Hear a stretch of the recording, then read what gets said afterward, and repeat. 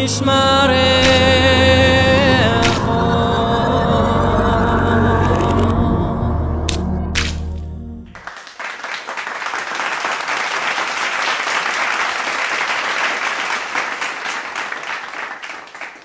to say it.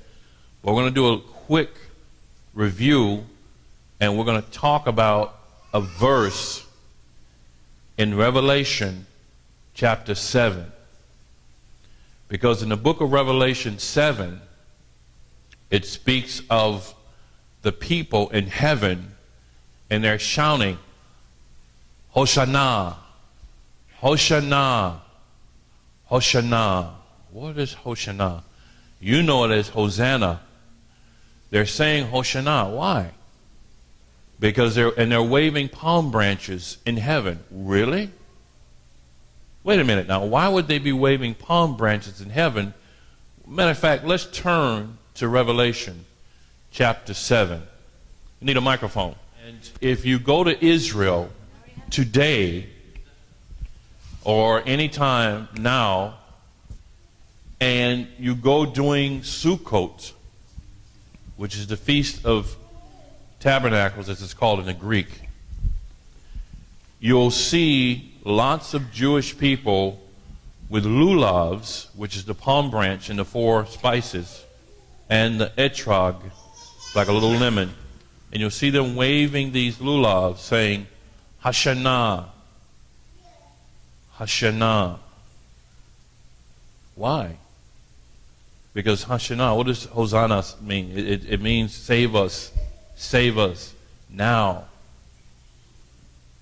Why are the people in heaven in Revelation 7 saying save us now when they're already saved? And they're already in heaven. Who wants to read it?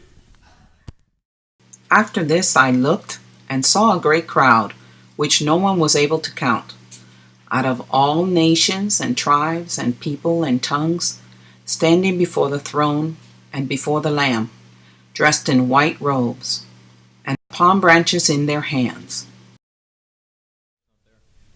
Okay, so here in Revelation 7 is speaking of these people in heaven who are waving these palm branches, correct? And why are they waving these palm branches? Let's read something. Let me read something to you first. This is from a group out of Israel, and what they are anticipating, based on what NASA gave us, are the blood moons. This is what they wrote. We found the blood red moon work interesting and began looking into possible connections to past and future Jewish feasts, and to our amazement found that there are very significant connections, and trust that you will find this fascinating. And I will show wonders in heavens and in the earth, blood and fire and pillars of smoke. The sun shall be turned into darkness and the moon into blood, for the coming of the great and awesome, before the coming of the great and awesome day of Yahweh. This is in Joel chapter 2, verse 30 through 31. And you saw this in the book of Acts chapter 2, verse 20, where it was quoting Joel or Yoel. And this is in Acts 2, verse 20. It says, the sun shall be turned into darkness and the moon into blood before the great and glorious day of Yahweh. Acts 2:20. Now this is quoting the Talmud. Listen to this. The Talmud. What is the Talmud? The Talmud is the Jewish reference book. It references the Torah and things in the Torah. It's sort of like a commentary. So if you were teaching on, let's say, Leviticus or Bereshit, Genesis, you'll have a Talmud commentary. And typically what they do is they put verses in the middle of all the commentary. You have one verse, let's see, Bereshit, bara Elohim, et Hashemayim, and then around the edges you have all the commentaries from all the rabbis. It may be Rashi, it may be Rambam, but all the commentaries are out, and they're all rabbinical, and they're all teach based on the oral law. We all know the oral law is about mitzvot instead of faith and righteousness from Yeshua. It's about your deeds, what you do, the good things that you do. Let's finish reading. The Jewish Talmud, book of tradition, interpretation says, when the moon is in eclipse, it is a bad omen for Israel. Interesting that they would say that. When the moon is in eclipse, it is a bad omen for Israel. Now, we heard about the 7 tetrads, the 4 moon tetrads that happened, and some of them were good and some of them were bad, but it taught us about what was about to happen to Israel, did it not? What was a good tetrad? When they took over the city of Jerusalem. What was a good tetrad? When they took over Israel and became a nation. What was a bad one? 1493, the Inquisition. So, but from the Talmudic point of view, listen to this. From the Talmudic point of view, it's a bad thing. Do you know why it's a bad thing based on the Talmud? Because they are the modern day Pharisees. And they're not looking at this in a positive light. They're looking at this as a bad thing that's going to happen in 2014 and 2015. Finish reading. When the moon is in eclipse, it is a bad omen for Israel. If its face is as red as blood, it is a sign that the sword is coming to the world. Now, this is what they write in the Talmud. Therefore, lunar eclipse, bad omen for the Jewish people and Israel. Blood moon, sword coming. Really? Solar eclipse, bad omen for the world. So the Talmud teaches that the blood moons are bad omen for Israel, and the solar eclipse is a bad omen for the whole world. So they expect judgment to come on them and the world. Why is this bad? Because what happens during the wrath of Elohim is 2/3 of Israel dies. That's a huge number. That's a far bigger number than 6 million Jews who died in Nazi Germany. Huge number. Big number. What's the guesstimation? Let's just say there's 18,000 Jews on the earth right now. 18 million, I'm sorry. 18 million Jewish people on the face of the earth. 18 million. 18 million. 2/3 of them die. Huh? Yeah, 2/3. That's a lot of people. That's double the Holocaust.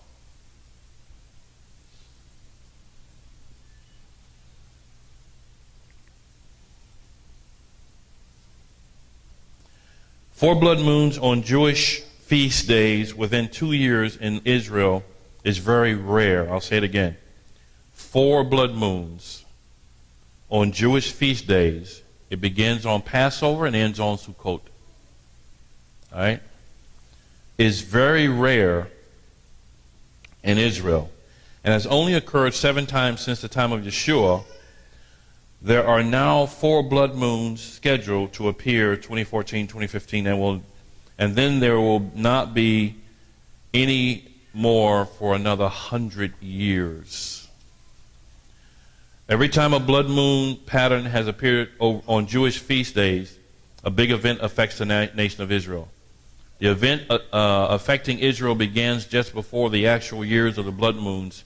To understand what will happen in the 2014, 2015 blood moons, you must understand the pattern of blood moons in the past. Of course, we know that NASA found that we have had blood moons in the past, and what we've done is overlaid what NASA has discovered as blood moons in the past.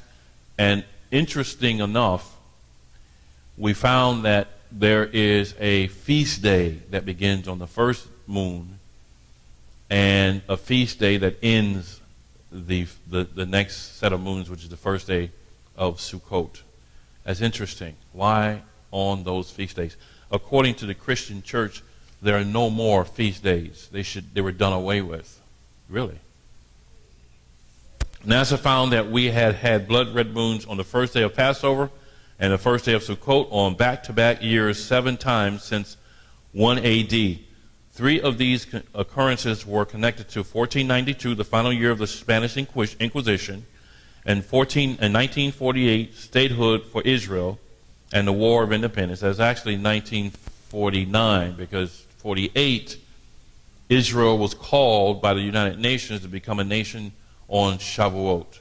Now, the United Nations did not plan for that to happen on Shavuot. It just happened on Shavuot. When you speak of barley and wheat, you're talking about 2 feasts. One is Pesach, it's the barley harvest, and the second one is the wheat harvest, which is Shavuot. So in the book of Revelation, it speaks of the barley and the wheat. You should pay close attention that it's speaking of the spring feast, and that middle feast, which is Shavuot, which is the birth of the Kala, the bride of Yeshua. All right, it says, NASA found that we have had blood red moons on the first day of Passover and the first day of Sukkot on back-to-back years 7 times since 1 AD. 3 of these occurrences were connected to 1492, the final year of the Inquisition, 1948, statehood of Israel and the War of Independence, in 1967, the Six-Day War, and some of the most significant days in the Jewish history. According to NASA, who is non-religious, by the way. According to NASA, 4 blood red total lunar eclipses will fall again on Pesach and Sukkot in 2014 and 2015. The same back-to-back occurrences at the time of the Inquisition, Israel becoming a nation, and Jerusalem becoming a holy city taken by the Jewish people. 7 back-to-back blood red moons have fallen on the first day of Pesach and Sukkot, with the 8th time coming to 2014 and 2015. Put that somewhere in your brain when it says the 8th time. The 8th time. The 8th time. What is the holiday after the 7 days of Sukkot? Shemini Ateret, which is the final gathering. When was Yeshua circumcised? On Shemini Ateret. Same day he was circumcised. So what is the I know some of you guys, you always kind of go, well, when I talk about circumcision, but what was the symbolism of circumcision? It was a blood covenant act between Yahweh and Israel. A blood covenant act. He was the final blood covenant act when he was circumcised on Shemini Ateret, the day of final gathering. All of it is significant. And listen to this. So the 7 back-to-back blood moons have fallen on the first day of Passover and Sukkot, with the eighth time coming in 2014 and 2015. The meaning of the number 8 in the Bible is the new beginning. New beginning. Listen to this. Pesach. Pesach. How many days do we celebrate Pesach? The week of Pesach, the spring feast. How many days do we celebrate the spring feast? 8. It starts with the beginning of the Pesach, when Yeshua marched into Jerusalem on a donkey, right? First day of the week.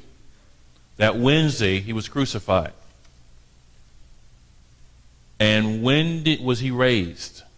Shabbat. That was the 7th day of the week of Pesach. That was the end of the spring feast. But what was the 8th day? First fruits, Bukarim. First fruits is when he offered himself as first fruits to his Father. That's the 8th day. You see the same thing in the book of Bereshit, Genesis 8:4. Genesis 8:4 says what? The ark rested on Mount Ararat, right? On the 14th day. On the 17th day, they opened the darn thing. I can imagine the fresh air that's blowing, But that next day was a new beginning. That evening of that 17th day became a new beginning for them. Yeshua died on the 14th, and he was raised on the 17th, and Bukharim was a new beginning. So what is that about? Sukkot is a very significant feast day. It is one of the most significant feast days for the coming of the Messiah, Yeshua Mashiach, coming for the second time on the earth. And remember what it says. It says there will be terrible things happen before the coming. The moon shall be turned to blood and the sun shall be turned to darkness before the awesome day of the coming of the Mashiach, the Messiah. Before. And why is that significant? Listen to what I'm telling you, because you're going to find out one way or the other. I just hope it's not too late.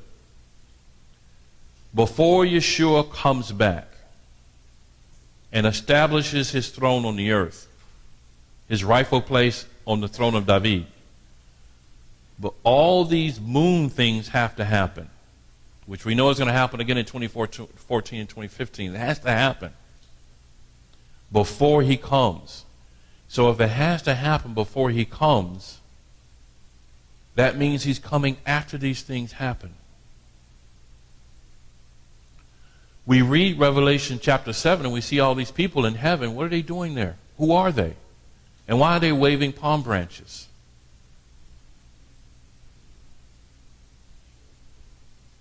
Who are they? And why are they waving palm branches? How many days does a Jewish biblical wedding last? 7 days. And then on the 8th day, what happens? So what? Well, it's constantly before that, but the 8th day is the final gathering of the wedding party. On the 8th day, really. When the whole earth was covered with the flood, it was Noah on the 8th day.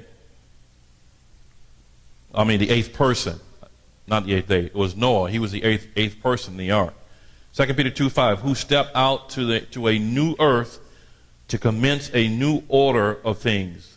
8 souls, 1 Peter 3:20, passed through the new or regenerated world. Hence, too, circumcision was to be performed on the earth day, Genesis 17:12, because it was the foreshadowing of the true circumcision of the heart, that which was to be made without hands, even the putting off of the body of the sins of the flesh, by the circumcision of Yeshua, Colossians 2:11. This is connected with the new creation. The firstborn was to be given to Yahweh on the 8th day, Exodus 22:29-30. And the resurrection of Yeshua is ultimately signified when he rose the dead on Shabbat, but offered himself on the 8th day. Folks, for the first time in the history of the Bible, we have evidence of a finality. We have evidence that something is going to happen, and it will more likely involve the bride of Yeshua. There's a whole lot going on here, and we can't ignore the obvious. Even NASA is giving us information. Was it to happen before? Yahweh, did he know that NASA will have the ability to tell us when these things are going to happen? Did he wait until then? I think so. Why? To warn us. To say, wake up! Because your Redeemer is nearby.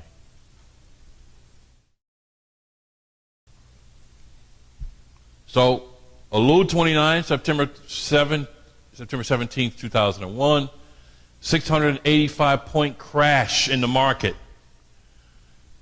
September 29, 2008, 777-point crash in the market. Coincidence? Was it a coincidence that Israel became a nation on Shavuot in 1948? Coincidence.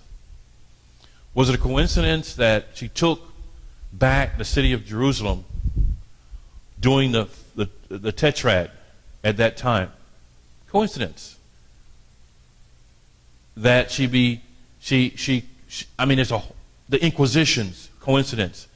the Israel becoming a nation, coincidence. The city being taken, coincidence. 911, Elul 29, coincidence. 2008, Elul 29, coincidence. 2015, Elul 29, coincidence. Really?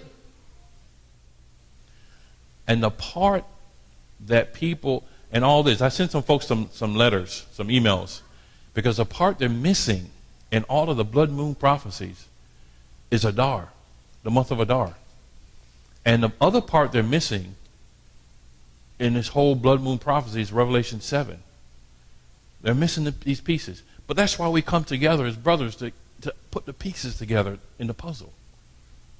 Because you can't ignore Revelation 7 when they're waving palm branches. And they're already in heaven. Wow. Is that us? It speaks to the people who come as martyrs.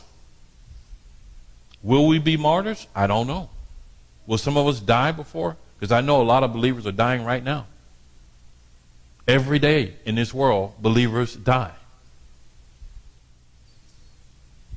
What feast day was going on when he said, "This is that which is spoken of by the prophet Joel.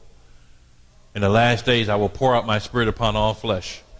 Your sons and your daughters shall prophesy. Your old men shall dream dreams, your men shall have visions." And it was Shavuot. So who is he warning about these tetrads? The fellowship of Yeshua, the bride of Yeshua.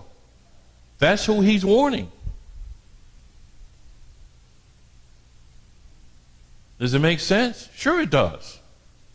It makes all the sense in the world. The bride of Yeshua is getting the warning because he first judges in his house before he goes outside. It's a cleaning that's coming, a cleansing. He's going to use some bleach and some 409 in the church. I'll tell you one more thing. There are a lot of calendar differentiations going on. Who has the right calendar? Who does it right? Who is, some say it's the sliver of the new moon that predicts the new calendar. Some say that Passover is not based on the calendar date, it's based on the sliver of the new moon. Well, what the blood moons have taught, based on what NASA gave us, is that 99% of them are wrong.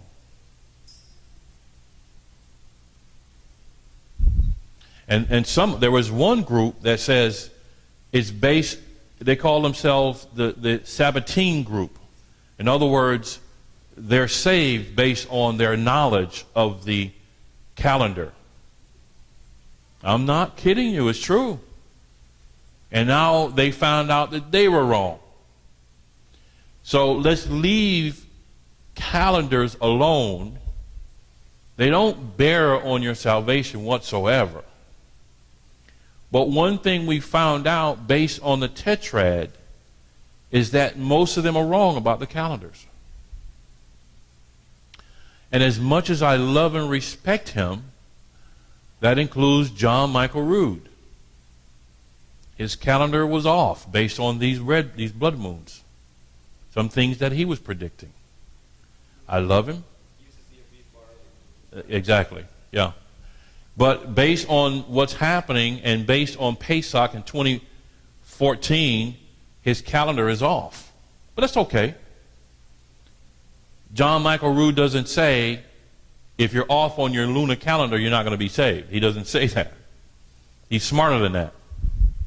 But there's some groups who they spend a whole, and you have no idea. They spend hours and hours and hours and days and weeks and months figuring out the calendar. Something that is insignificant when it comes to your salvation. Did Yeshua say, check the calendar, lunar calendar, and make sure you're saved? No. So why did they come up with that? All right, so here's the first one, 4:14, 4:15, Before you sneeze and fall over a Christmas tree in somebody's house, this is going to be upon us. You may not know this, or maybe you do. But this is the time we celebrate Pesach. That's the time of our next Pesach celebration at Shula's. That's right around the corner.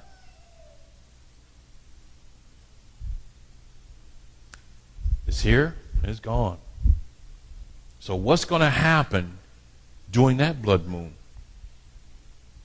Is there something significant that could happen during the blood moon, the first day of Pesach? We don't know, but we say this. I say this. Be ready.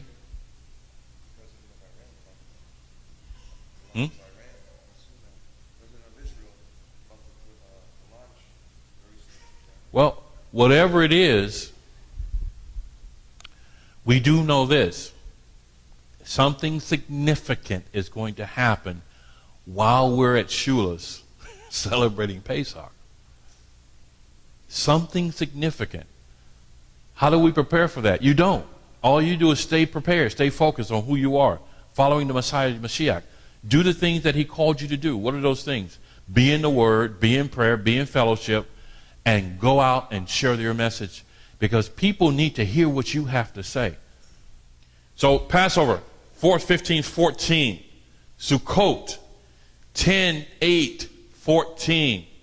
Between is Nisan 1st, 3, 20, 15.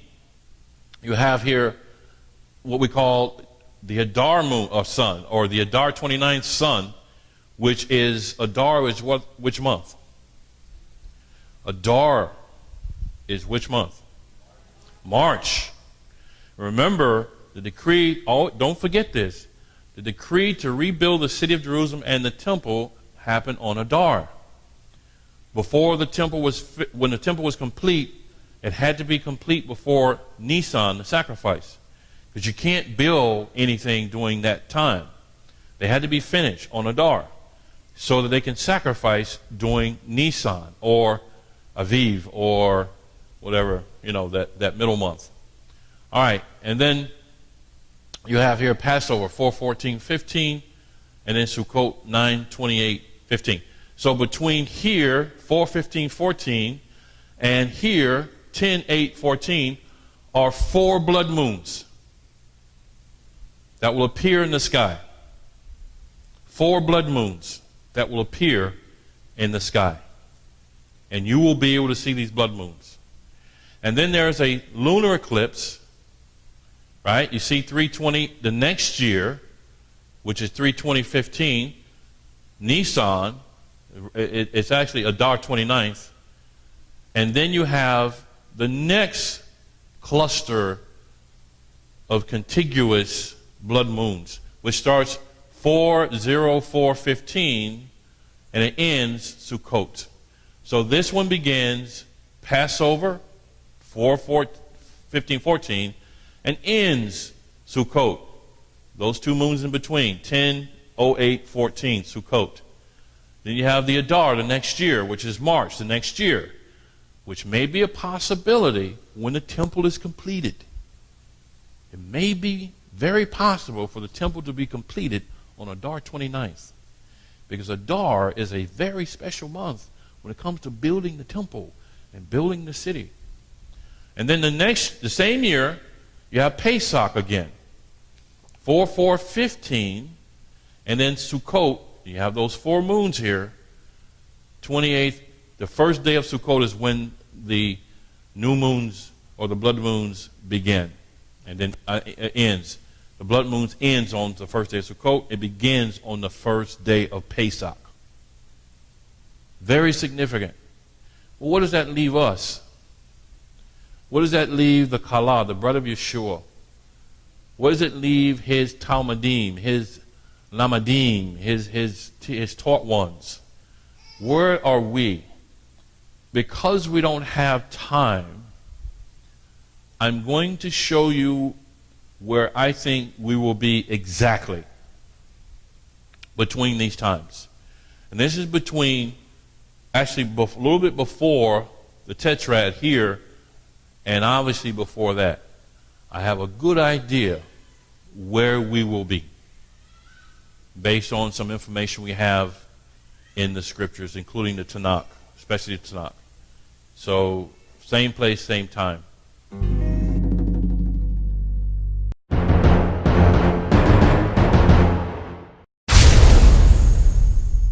יברכך אדוני וישמרך. יאר אדוני פניו אליך ויחונקה. יישא אדוני פניו אליך וישם לך שלום.